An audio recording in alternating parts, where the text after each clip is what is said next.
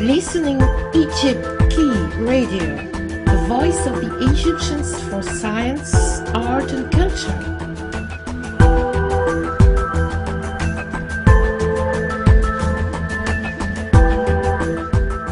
Vous écoutez la voix de l'Égypte, la voix des Égyptiens pour les sciences, les arts et la culture.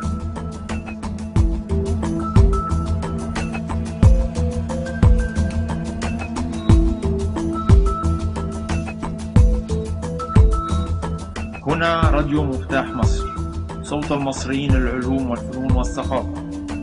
هنا راديو مفتاح مصر. So, Mr. Max Assouna, you are a farmer in Egypt, in Fayoum, but I will say a very special one, planting what we will call a kind of miracle. It is a miracle. What I plant is a tree called the Moringa tree. There are 13 varieties of this tree, but the one I specialize in is the African variety called the Stenopetala. It takes 3 years to give seed, and it is called the miracle tree actually. But why? Why it's a miracle tree? Well, it has 7 times more vitamin C. It has 4 times more calcium. This tree, it can be a supplement to nutrition, especially for the poor of Africa and for the world. Its seed is so precious. The oil that comes out from it can be used as in cosmetics, and the seed itself, the seed cake, can be used to purify water. So, can you tell us first how it all started? What can you tell us about your childhood and your parents? Well, my father was with the Foreign Service, Egyptian Foreign. He was a commercial attaché in the Ministry of Foreign Affairs, and a civil servant. My mother was a tax inspector, an income tax inspector. So you can imagine what kind of childhood I had, especially when it came to pocket money. But we left Egypt at a very tender age of around 8 years old. We lived in Uganda, Kenya. I lived in Germany. I lived in Canada. I was trained in Germany. I'm formerly an ATM engineer, trained by NCR in Kenya. And I then turned to electronic color sorting machines because one of my father's businesses was coffee exports from Africa, which was the backbone of the economy by then, which it still is actually. But now, because they discovered oil, agriculture is not really very important to them. In what specifically was involved your mother? What was her inspiration and how did you receive that? Well, my mother, my late mother, rest her soul in peace, was a very articulate woman. She was she had this great sense of accountability and transparency. And she was a perfectionist. And like most perfectionists, she was very particular about whatever she did, and especially her plants. She loved her plants, and she loved especially the medicinal plants. And one of them, the one that she really loved most, was the Moringa tree, because this tree, it cures 300 illnesses. 300 illnesses. It is a well-documented fact done by German researchers in Latin America on this tree. It has been there for centuries. Actually, even in Ethiopia where it grows, one of the variety that I'm planting. If a man goes to ask for a woman's hand, the bride, they ask him, they ask the bridegroom, do you have this tree at your home? If he has planted this tree, then he will take the woman with him home. If he doesn't do that, he'll go back empty-handed. And So after that, you traveled a lot. Oh yes. I was trained in. I did a lot of travel. I worked in the family businesses. We used to export coffee. We had plastic factories. We had transport systems, trucks. But thanks to the several wars that we saw in East and Central Africa, we lost everything. And that is when I decided to go back to university in England in the late 1990s, and then I settled there. I did health and social studies at the University of Central Lancashire. I worked as a security trained interpreter with the Racial Equality Council. This is an NGO which is attached to the Home Office. I dealt with especially with human rights, refugees. Actually, I had a very interesting life in England. But it was so different for you after being in Africa, suddenly to be in England. But you love it. Well, I adapt to almost any environment. Yes, that is my nature. Yes, and maybe that is also the nature of Moringa plant. Yes, it is an amazing plant. It's an amazing tree, actually. Can you tell us more about it? Because we know, well, you explained to me that it's a miracle for the health, as a food, as a beverage, for the water, for the planet and global warming. So can you describe first this tree and its flowers and fruit, if it has? Well, it's a very, it is like a very scruffy friend. like a scruffy dog, actually. It looks, I mean, these trees don't look anything special. They look like, like any other tree, actually. And its leaves are very small. But these leaves contain miracles in them. It contains vitamins, it contains medicines, it contains amino acids, which is fantastic for the human body. It's also very good fodder, especially the oleifera, the Indian variety. Also, it takes very little water, so it can we can plant the deserts of the world with it. And I just visited your fields of Moringa, and I saw that the water is salty. Also, that it can grow on a salty water field. Oh yes, it does. Nothing stops that tree. Incredible. Nothing stops it. So it is. We can say it's not difficult to cultivate, or it is? No. On the contrary, it is very simple to cultivate. It's very simple to look after. Especially, but you have to take care of it like everything else. Like a baby. Everything else. I mean, anything else. The first 2-3 months, and then after that, just forget about it.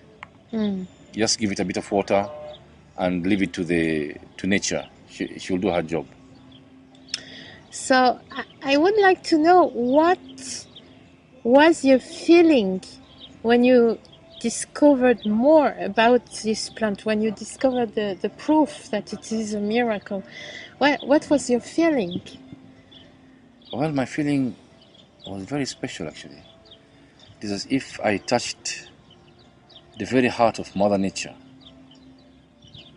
And I just knew that this tree would be out there to help not only humans, not only animals, but to help God's earth, to bring it back to its life. Yeah, it's amazing thing, amazing. This touched you very deeply inside. And is it a spiritual aspect of the Moringa? What is saying the African tradition about it, and the Indian tradition? I mean, if we are to talk about traditions, we can speak till morning. But the reason why I decided to plant it here, it was in Egypt. Yes, it was my. In Fayoum, Well, first of all, it's a family farm. I mean, I could not afford anything more. Secondly, and most importantly, it was my mother's last wish to spread this tree not only in Egypt but in the whole Arab world, in the deserts, where it will help man and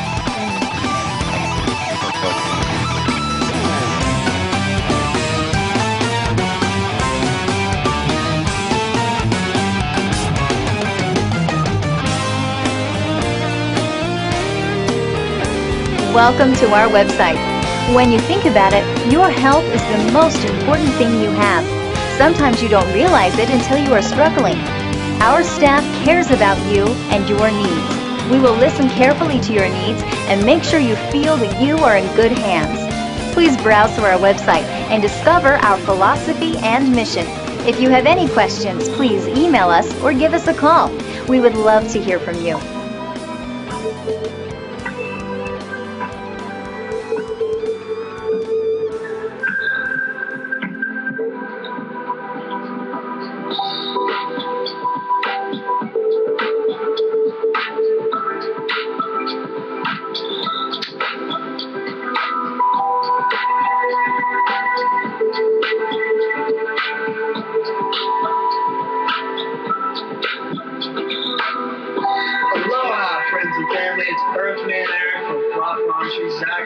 Live here in the Moringa paradigm, broadcasting today.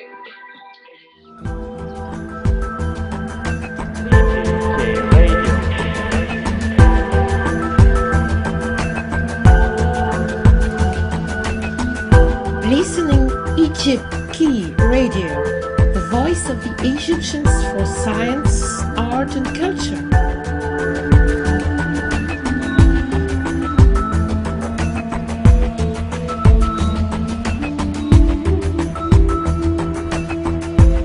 Vous écoutez la voix de l'Égypte, la voix des Égyptiens pour les sciences, les arts et la culture.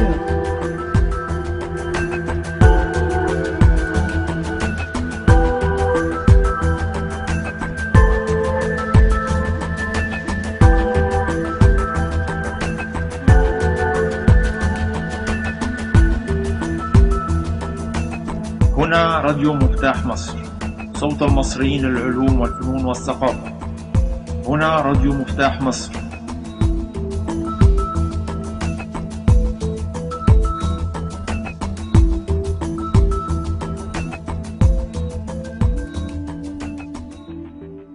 So, the spiritual aspect of the Moringa, you heard something about it in Africa or in India? Or? No, it is spiritual in a way that it is very beneficial to mankind. And anything beneficial to mankind is actually, it is God's gift. Of course. You see? Of course. And by the way, what is the difference between the Moringa in Egypt and the Moringa in India? Well, as I said, there are 13 varieties. The Egyptian variety is called the Peregrina. Peregrina? Peregrina Moringa.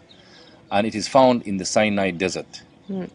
And the ancient Egyptians used that oil mixed with some secret formula to return the human skin back to its youth. My God, this is interesting. Everybody listening. Yes, I know all women will be very interested in this. Yes. It is like turning an old woman back into a young girl or an old man or whatever. But that is not the purpose here. Yeah. The purpose here is health. Yes. The purpose here is nutrition. Yes. The purpose here is the environment impact this tree has on fighting global warming. That is the interest we have here. I suppose you faced a lot of obstacles during all the process to find this and to do this and to make your farm. And can you tell us about? Oh yes. First thing is that I grew up in East Africa. I grew up on the mountains of the moon, which is all forest. Then I am brought to a desert. There's no rain. In Fayoum, yeah. In Fayoum, there is no water. I have to do an irrigation network which I have never seen in my life. I have never seen this kind of sandy soil. I have never been in this heat. I have never dealt with people that, dry you know, heat, the difference. Yes, with, it was astronomical. Yeah. It is as if I came from a different planet. Yeah. I came from green to yellow. And as you know, even in traffic lights, yellow means prepare to stop. But you can change it to green. Yes, so I'm now changing it to green. It has been 2 years, the most difficult 2 years in my life. You know, trying to get this up and running. And I still have a few more to go. But I will not let go. Yeah. I will not let go of my dream and of my mother's late wish. My late mother's wish. I will not let go. I will continue planting this tree. And I will continue spreading the goodness of this tree until further notice. So you are actually making research on what are your plans, projects for the future? What do you wish to say to the people and organizations? And what are your plans? And are you wanting to make research with a laboratory? I want to find a way to do intensive research on these leaves of this tree. I want to see if it can really and truly cure all those 300 illnesses other researchers have been talking about. I mean, we really don't have many cases. Yeah. You see, if it can do that, no, I don't want to say if. Let me say when it can do that. I'll be the happiest man. Especially if I can cure, you know, viruses like hepatitis C, HIV/AIDS. If I can cure things like cancer, if I can cure things like leukemia, that will be amazing. I mean, that will be amazing. I mean, we just have just all this comes from one tree. Yes, and also the very simple aspects like nutriment and food and cleaning the water. The leaves of this tree are able to clean the water. No, it is not the leaves. It is the seeds. The seeds. After they have been cold pressed. Okay, incredible. Yes. Very needed. Yes. And this might be a very rich opportunity for Egypt and of course for Africa. Oh yes. And we need, if somebody is listening, we need researchers, we need fundings, because I could see this Moringa and it's amazing. And I think this is very, very important for the future. Can you tell us about your best memory?